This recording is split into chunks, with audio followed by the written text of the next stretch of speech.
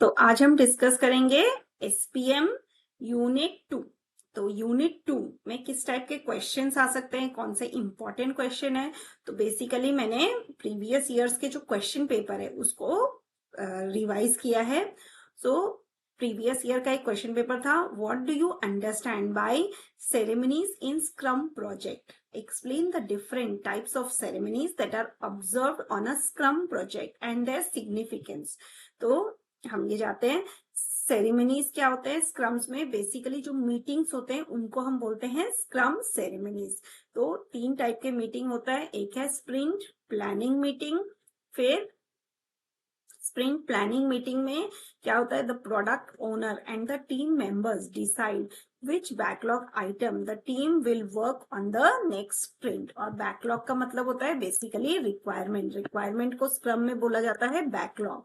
तो बेसिकली क्या होता है, फर्स्ट मीटिंग जिसमें स्प्रिंट प्लानिंग किया जाता है तो उसे हम बोलते हैं स्प्रिंट प्लानिंग मीटिंग।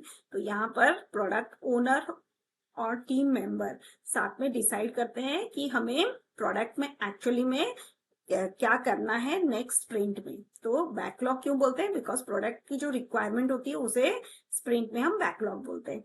और scrum master should ensure that the team agrees to realistic goals.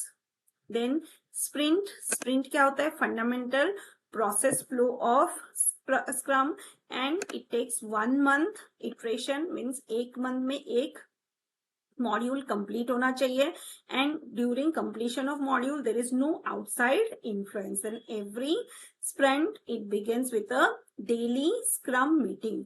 तो हमारा दूसरा सेरेमनी क्या है, daily scrum meeting. Daily scrum meeting क्या होता है कि team members they meet in the morning and they have a short meeting just for 15 minutes where they try to find out what they have done yesterday and what was the major obstacles and what they are going to do today. So it's a very short meeting and we call it as a daily scrum. Then comes the sprint review meeting. Review meeting means when one particular part of scrum is completed, then the sprint, we say the sprint is completed and at the completion of sprint क्या होता है कि team members का एक meeting होता है जहां पे डिसाइड होता है कि ये जो हमने मॉड्यूल कंप्लीट किया उसके सारे फीचर्स कंप्लीट हुए कि नहीं, कुछ नए फीचर्स है। टिपिकली क्या डेमो देख लेते हैं मॉड्यूल्स का और फिर वो लोग क्या करते हैं उस मॉड्यूल को वाइंड अप करके नेक्स्ट मॉड्यूल के लिए काम करते हैं। तो ये एक रिव्यू मीटिंग है वेयर टीम मेंबर्स को प्रेजेंट करना पड़ता है अपना जो उन्होंने स्प्रिंट का जो वर्क कंप्लीट किया उसे उन्हें प्रेजेंट करना है। तो सेरेमनीज मतलब मीटिंग्स, और मीटिंग्स 3 टाइप के होते हैं, एक होता है प्लानिंग मीटिंग, दूसरा है डेली स्क्रम और फाइनली स्प्रिंट रिव्यू मीटिंग। फिर नेक्स्ट क्वेश्चन है, list the advantages and disadvantages of software prototyping.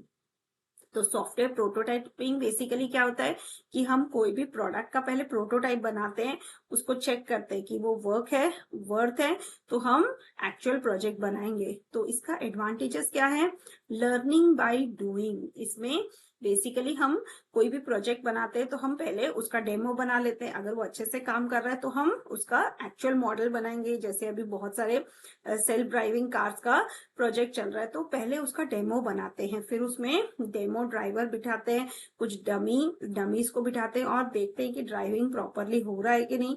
अगर वो अच्छे से हो रहा है तो हम एक्चुअल पीपल के साथ उसको टेस्ट करते हैं। तो ये हो गया improved communication. Users are reluctant to read massive document but when it comes to live demo then they get a better feeling of the project. Then improve user involvement, ये भी एक अच्छा ऑप्शन है स्क्रम का। देखिए, improve user involvement in the thing, the reduction of maintenance cost, ये भी एक अच्छा है। नेक्स्ट है टेस्टिंग में क्या होता है, एक्चुअल डेमोन्स्ट्रेशंस हो जाता है या एक्चुअल टेस्टिंग हो जाता है, बट इसमें थोड़े से डिसएडवांटेजेस भी है।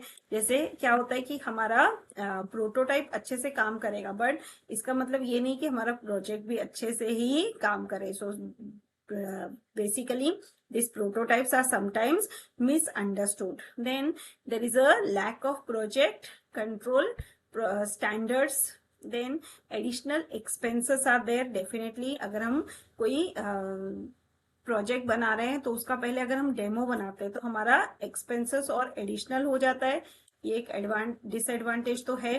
फिर focus on user friendly interface could be also difficult. Okay, then explain the 5 major components of Albrecht function point analysis. तो इसमें बेसिकली 5 जो कंपोनेंट्स है वो है logical interface file types, external interface file types, external input, external output and external inquiry. So logical interface file types क्या होता है? equates roughly to the data store in system analysis terms created and assessed by the target system। तो basically हमारे पास जो data store है, logical interface file types मतलब हमारे पास जो डेटा स्टोर है, डेटा स्टोर में हमारे पास जो फाइल्स होते हैं उसको हम बोलते हैं लॉजिकल इंटरफेस। तो उसे जो हम एक्सेस करते हैं उसके लिए हमें लॉजिकल इंटरफेसेस चाहिए होते हैं। Then comes the external interface file types where the data is retrieved from data store which is actually managed by different application। then external input मतलब हमारे प्रोजेक्ट के लिए जो बाहर से इनपुट आते हैं, that is external input from then external output transaction which extract and display data from internal computer files and the outputs or reports are created, that is our external output। then comes the external inquiry types। so user initiated transaction which provide information but do not update computer file, they just query the data and display but they do not update। so these are the 3 types of complexities, low, medium and high complexity. ये देखिए low complexity, medium complexity and high complexity. अब इसके जो function multipliers है वो already defined है, E I, E O, E Q, L I, F and E I F. इसके multipliers है 3 4 3 7 5 4 5 4 10 7 6 7 6 15 10। तो ये आपको याद रखना है बिकॉज आपको ये एग्जाम में नहीं दिया जाएगा। ठीक है, तो this was question number 2 completed। Next है what is the effort multiplier in COCOMO 2 model, list the effort multiplier used in early design. Now effort multiplier in COCOMO 2 क्या है?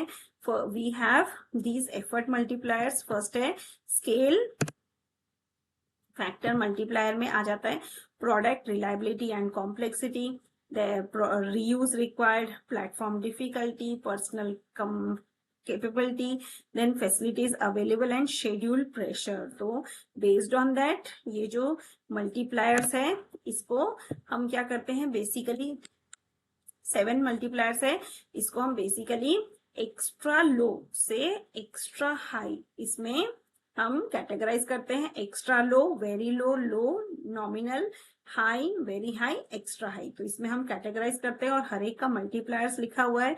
अगर वैल्यूज नॉमिनल है तो मल्टीप्लायर इज 1, बट अगर extra लो, लो या फिर extra high, high है तो उसके मल्टीप्लायर्स अलग होते हैं। तो ये हमें यूज करने हैं। तो बेसिकली एफर्ट मल्टीप्लायर क्या है कि effort multiplier used at early design. अब हमें क्या करना है, बेसिक जो मॉडल है वो बताना है। Basic model is effort equal to C into size to the power K. अब सी एंड के क्या है, ये दोनों कांस्टेंट है और कांस्टेंट की वैल्यू भी ऑलरेडी डिफाइंड है। हमारे पास 3 टाइप के प्रोजेक्ट्स हैं, organic, semi detached and embedded. तो ऑर्गेनिक प्रोजेक्ट्स के लिए ब्रॉडली अवर इंफॉर्मेशन सिस्टम्स आ जाते हैं, एम्बेडेड प्रोजेक्ट्स में हमारे रियल टाइम प्रोजेक्ट्स आ जाते हैं और semi detached it's between organic and embedded projects. और इसका सी का वैल्यू है 2.4, 3.0 एंड 3.6। के का वैल्यू है 1.05, 1.12 एंड 1.2। तो ये हमें प्रोग्राम इसमें मल्टीप्लायर्स में यूज करना है, ये जो फॉर्मूला है इसमें यूज करना है। फिर नेक्स्ट है explain the 8 core principles of dynamic system development method. So 8 core principles कौन से हैं? Focus on business need, that means हमारा बेसिकली बिजनेस नीड क्या है, हमें सिर्फ उसी पे फोकस करना है। डिलीवरी ऑन टाइम, मतलब हमारे पास टाइम बॉक्सिंग होना चाहिए और उस टाइम में हमारा प्रोडक्ट डिलीवर होना ही चाहिए। कोलैबोरेट मीन्स हमें कस्टमर के साथ कोलैबोरेट करके प्रोजेक्ट पे काम करना है। ऐसा नहीं कि इंडिविजुअली काम कर रहे हैं और कस्टमर के साथ डिस्कस नहीं कर रहे, नहीं। There should be one member from the customer side who will be in the team, and every time when the project is discussed, it has to be discussed with the customer member. Then never compromise on quality. Okay, quality हमें बिल्कुल reduce नहीं करनी है project की। Deliver iteratively, मतलब project को small small iterations में बना के हमें डिलीवर करना है।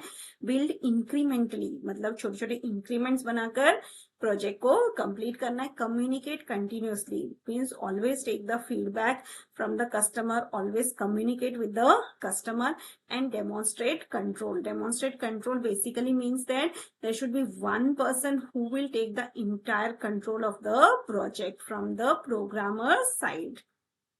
Now, next question is state Capper-John's rules of thumb for software estimation. So Capper-John's has given 7 rules of thumb, even though lots of calculations are there like COCOMO, COCOMO 2, ये सब calculation है, but Capper-John's ने क्या किया है, simple way में बताया कि आपको calculations कैसे करना है, जिससे हमारा जो काम है वो बहुत आसान हो गया। अगर हमारे पास कोई नया प्रोजेक्ट आता है तो हम इमीडिएटली फाइंड आउट कर सकते हैं कि what will be the size of the project, how many days will be required to complete the project, how many employees will be required to complete the project. So first है rule number 1, SLOC, function point equivalence. So one function point is equal to 125 SLOC for C programme.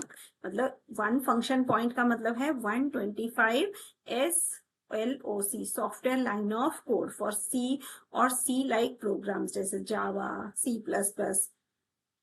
फिर rule number 2 है project duration estimation. So it says that function point raise to the power of 0.4 predict the approximate development time in calendar month. That means अगर हमारे पास 150 function points है तो 150 into 125 कर लो तो आपको SLOC मिल जाएगा, that is 18,750 SLOC।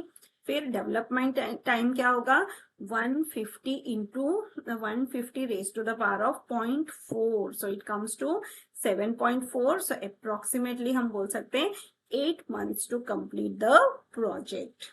Then rate of requirement creep. So user requirement creep at an average rate of 2% per month from the design through the coding phase. That is why we should develop our project quickly so that the requirement don't change.